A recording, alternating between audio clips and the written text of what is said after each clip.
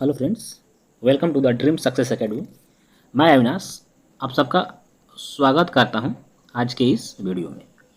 दोस्तों, आज के इस वीडियो में हम लोग कुछ प्रमुख टॉपिक को कवर करेंगे, ठीक है, जो कि बिहार के सभी प्रतियोगी परीक्षाओं के लिए जो है काफ़ी इम्पोर्टेंट होने वाला है, क्योंकि यहाँ से डायरेक्ट क्वेश्चन बनते हैं।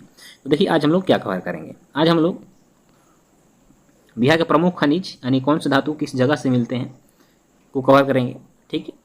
इसके साथ ही साथ गंगा में मिलने वाली बिहार की प्रमुख नदियों के किनारे अवस्थित बिहार के प्रमुख शहर, साथ ही साथ देखिएगा बिहार के जो है प्रमुख जिलों को हम लोग कवर करेंगे। बिहार के प्रमुख उद्योग तथा एवं उसकी अवस्थिति को भी कवर करेंगे। और देखिएगा मोस्ट इम्पॉर्टेंट बिहार के प्रमुख झरने तथा जलप्रपात को इस वीडियो में हम लोग कवर कर लेंगे। तो चलिए स्टार्ट करते हैं आज का सेशन। दोस्तों, यदि सेशन अच्छा लगेगा तो अपने दोस्तों में इसे जरूर शेयर करिएगा, साथ ही साथ बेल आइकन को भी प्रेस करिएगा। सोना जो है बिहार के किस जगह से प्राप्त होता है। देखिए, जो मुंगेर है, मुंगेर के करमटिया क्षेत्र से जो है सोना प्राप्त होता है। और अभी हाल ही में जमुई में भी सोने का विशाल भंडार होने का पता चला है, ठीक है। तो इस तरह से यदि जमुई में सोने का भंडार मिल जाता है तो एक बहुत बड़े क्षेत्र में जो है बिहार सोने का उत्पादक राज्य बन जाएगा, ठीक है। चलिए अब देखिए, टीन गया में से उत्पादित किया जाता है। लिथियम भी गया में मिलता है, ठीक है। चीनी मिट्टी का जो भंडार है वो मुंगेर में है, ठीक है। अभ्रक आपको गया, मुंगेर तथा भागलपुर के क्षेत्रों में देखने को मिलेगा। गंधक जो है यह कैमूर के पहाड़ी से प्राप्त होता है। डोलोमाइट जो है यह भोजपुर से प्राप्त होता है। कहाँ से, याद रखिएगा, डोलोमाइट भोजपुर से प्राप्त होता है। और कोयला जो है, कोयला भागलपुर के उस क्षेत्रों से प्राप्त होता है, ठीक है। अब हम लोगों ने खनिज को देख लिया। अब देखिए, अब हम देखेंगे गंगा में मिलने वाली बिहार की प्रमुख नदियाँ कौन कौन सी हैं। देखिए, कर्मनाशा नदी जो कि बिहार और यूपी की सीमा रेखा निर्धारित करती है, यह जो है चौसा के निकट आके गंगा में मिल जाती है, ठीक है। सरयू नदी यह छपरा के निकट आके गंगा में मिलती है, यह भी उत्तर प्रदेश और बिहार की सीमा रेखा को निर्धारित करती है। कमला नदी यह काढ़ा गोला के निकट आकर गंगा में मिलती है। कोसी नदी यह कुर्सेला के निकट आके गंगा में मिलती है। देखिए, क्वेश्चन यहाँ से बनता है, कोसी नदी किस जगह गंगा से आके मिलती है, या कर्मनाशा या किसी भी नदियों का नाम देकर पूछ देगा यह गंगा में किस जगह आकर मिलती है। जैसे कि 65वीं अच्छा 6वीं बीपीएससी में पूछा था कि सोन नदी जो है, ठीक, यह गंगा में आकर किस जगह पर मिलती है, तो यह हरदी छपरा के निकट आके मिलती है, ठीक है। ठीक उस तरह से फाल्गु नदी जो है यह मुंगेर के निकट आके मिल जाती है गंगा में। बूढ़ी गंडक जो है यह भी मुंगेर में आकर गंगा में मिलती है। और गंडक नदी जो है पहलेजा के निकट आकर गंगा में मिलती है, ठीक है। चलिए देखिए, अब हम लोग बिहार की जो प्रमुख शहर हैं वह किन किन नदियों के तट पर बसे हुए हैं उसको देखते हैं। देखिए, गंगा नदी के तट पर कौन कौन से शहर बसे हैं, तो पटना, बक्सर, मोकामा, भागलपुर या मुंगेर, यानी सबसे जो अधिक शहर बसे हैं वो गंगा नदी के तट पर बसे हुए हैं। सरयू नदी के तट पे छपरा जो है यह सरयू नदी के तट पे बसा हुआ है। गंडक नदी के तट पे हाजीपुर, सोनपुर और मुजफ्फरपुर, ये तीन जो बड़े शहर आपको गंडक नदी के तट पर देखने को मिलेंगे कि बसे हुए हैं।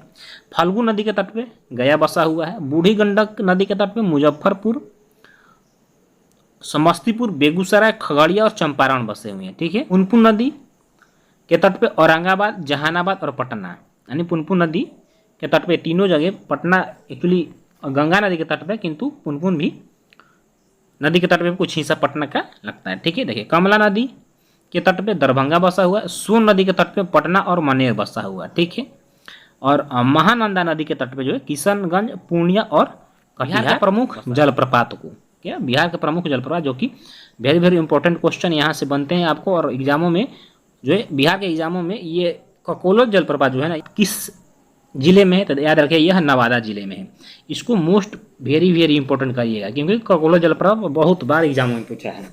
तो याद रखिए, ककोलो जलप्रपात नवादा में है। दुर्गावती जलप्रपात यह कैमूर जिले में है, ठीक है। काफ़ी अच्छा वहाँ का वातावरण है, आप जाके कभी घूमिए दुर्गावती जलप्रपात पे, ठीक है। देखिए, कर्मनाशा जलप्रपात कहाँ है, तो कर्मनाशा जलप्रपात जो यह बक्सर में है। और जियार खुंदका जो कि छोटा जलप्रपात के नाम से भी प्रसिद्ध है, यह फुलवरिया नदी पर स्थित है। ठीक है, तो इस तरह के क्वेश्चन कभी कभी पूछ देते हैं, तो याद रखिए जियारकुंड का जो छोटा प्रपात है यह फुलवारिया नदी पर स्थित है। ठीक है, चलिए बिहार के प्रमुख झीलों को, ठीक है, तो देखिए कांवर झील मोस्ट इंपॉर्टेंट करिएगा। ठीक है, स्टार लगा दिए हैं यहाँ पे मैं। कांवर झील जो यह बेगूसराय में है। ठीक है, धुआं कुंड, यह दुआ लिखा हुआ किंतु आप इसको धुआं कुंड करिएगा। यह धुआं कुंड जो है यह सासाराम के कैमूर पहाड़ी जो है यानी ताराचंडी से जब आप चढ़िएगा तो धुआं कुंड आपको रास्ते में मिलेगा। तो धुआं कुंड काफ़ी प्रसिद्ध है, यह पर्यटन की दृष्टि से यहाँ लोग घूमने के लिए जाते हैं। ठीक है, और यहाँ का नज़ारा काफ़ी अच्छा है, तो आप जरूर जाइए कभी आपको मौका मिले तो धुआं कुंड में। कांवर झील बेगूसराय में है, धुआं कुंड सासाराम में, सीता कुंड देखिए सीता कुंड जो है सीतामढ़ी में है, और मुछ लिंडा झील जो है यह बोधगया में है। घोड़ा कटोरा झील वेरी वेरी इंपॉर्टेंट क्वेश्चन, तो घोड़ा कटोरा झील जो है यह नालंदा में है। कहाँ? नालंदा में है। ठीक है, अब दोस्तों हम लोग बिहार के प्रमुख जो नहर हैं, ठीक है, बिहार के प्रमुख नहरों को देखेंगे। तो देखिए सोन नदी पे सोन नदी से जो है सोन नदी से दो नहरें निकलती हैं। पूर्व की तरफ जो है उसको पूर्वी सोन नहर कहा जाता है, और जो पश्चिम के तरफ नहर है उसको पश्चिमी सोन नहर कहते हैं। ठीक है, देखिए जो पूर्वी सोन नहर है इससे कौन कौन से जिले लाभान्वित होते हैं? तो इस पूर्वी सोन नहर यानी पूर्वी जो सोन नहर इससे पटना, गया, भोजपुर और औरंगाबाद जिला आपको लाभान्वित होता है। ठीक है, ठीक उसी तरह से पश्चिमी जो सोन नहर उससे भोजपुर, रोहतास और बक्सर जिले लाभान्वित होते हैं। ठीक है, त्रिवेणी नहर, देखिए त्रिवेणी नहर से जो कि गंडक नदी पर, तो क्वेश्चन आपसे यहाँ भी बनेगा कि त्रिवेणी नहर जो है किस नदी से निकलती है? तो त्रिवेणी नहर जो है गंडक नदी से निकलती है, जिससे पूर्वी चंपारण एवं पश्चिमी चंपारण लाभान्वित होता है। ठीक, कमला नहर यह कमला नदी से निकलती है, इससे दरभंगा और मधुबनी जिले प्रभावित होते हैं। पूर्वी कोसी नहर जो है यह कोसी नदी से निकलती है। ठीक, उसी तरह से पश्चिमी कोसी नहर जो है यह भी कोसी नदी से निकलती है। तो पूर्वी कोसी नदी से लाभान्वित होने वाले जो जिले हैं वो पूर्णिया है, अररिया है, सहरसा, मधेपुरा, सुपौल तथा खगड़िया। जो कि पश्चिमी कोसी नहर से जो लाभान्वित होने वाले जिले वो बेगूसराय, दरभंगा तथा मधुबनी। ठीक है, देखिए तिरहुत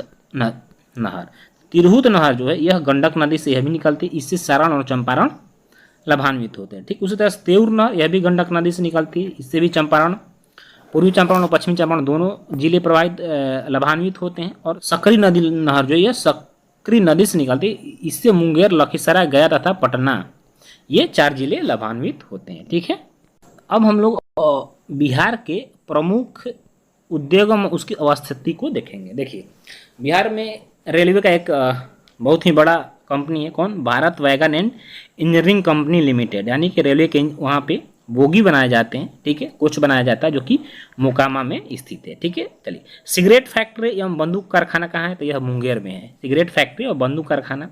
जूता कारखाना कहाँ है? यानी कि वह बाटा इंडिया लिमिटेड का जो कि है यह मोकामा में है। चमड़ा उद्योग यह मोकामा, दीघा तथा गया में इसके फैक्ट्री हैं। ठीक है, उर्वरक उद्योग, तो उर्वरक उद्योग जो यह बरौनी में है। थर्मल पावर स्टेशन ये भी बरौनी में है, जो कि कोयला आधारित है, यानी यह कोयला से चलता है। Bihar state scooters India limited यह फतुहा में इसकी फैक्ट्री है, जो कि पटना में पड़ता है। ठीक है, लाह उद्योग तो यह गया और पूर्णिया जिले में यह उद्योग अवस्थित है। ठीक है, खनन उद्योग, देखिए खनन उद्योग जो है यह औरंगाबाद जिले में स्थित है। शराब उद्योग जो कि अभी तो बंद है, किंतु इसके पहले फैक्ट्री कहाँ थे? तो यह मानपुर, मुंगेर, पटना, पंचरुखी तथा मोढ़ारा में शराब उद्योग था। तंबाकू उद्योग यह दिलवारपुर, मुंगेर, गया, आरा, बिहार शरीफ, बक्सर एवं लखीसराय में तंबाकू बनता है। ठीक है, कांच उद्योग कहाँ है? तो याद रखिए कांच उद्योग यह पटना में है। तसर रेशम उद्योग भागलपुर में है, जो कि सिल्क सिटी के नाम से भागलपुर को जाना जाता है। कच्चा रेशम उद्योग यह कटिहार, पूर्णिया तथा मनोहरपुर में से प्राप्त होता है। रेल इंजन का मरम्मत कहाँ किया जाता है? यह जमालपुर में। रेल इंजन का मरम्मत कहाँ करा जाता है बिहार में? तो जमालपुर में किया जाता है। और रेल पहिया कहाँ बनता है? तो यह बेलापुर में बनता है, और वह कहाँ है? छपरा में है। रेल इंजन का स्लीपर कहाँ बनता है? तो यह मधेपुरा में बनता है।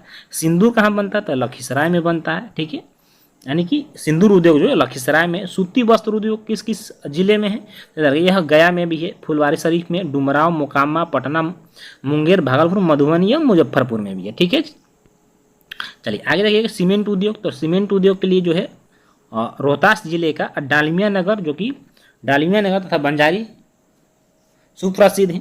कागज एवं लुगदी उद्योग कहाँ है? तो समस्तीपुर, दरभंगा, पटना, बरौनी एवं डालमिया नगर में कागज उद्योग है। ठीक है। जूट उद्योग पूर्वी बिहार में अधिकांशतः जो कि बंगाल से सटे जिले उनसे में प्राप्त होता है। तो पूर्णिया, कटिहार, समस्तीपुर, चंपारण, दरभंगा और सहरसा प्रमुख है। दिया सलाई उद्योग, ठीक है, तो यह याद रखिए कटिहार में है। कंबल उद्योग कहाँ है? तो यह गया, पूर्णिया, औरंगाबाद, मोतिहारी जिले में। हथकरघा उद्योग कहाँ है? तो यह मधुबनी, भागलपुर, बिहार शरीफ, गया, पटना या मुंगेर में है। बर्तन उद्योग कहाँ है? तो यह सिवान एवं बिहटा में है। ठीक है। कालीन निर्माण उद्योग यह औरंगाबाद में, वेरी वेरी इंपॉर्टेंट करके इसको याद करिएगा। कालीन निर्माण उद्योग कहाँ है? तो यह औरंगाबाद में है। ठीक है। चलिए, और सबसे महत्वपूर्ण चीनी उद्योग। तो देखिए चीनी उद्योग के लिए आप इन सारे जिलों का जो है नाम एक बार पैनी नज़रों से देख लीजिएगा, ताकि कभी आपको ऑप्शन में आए तो आपको याद रहे।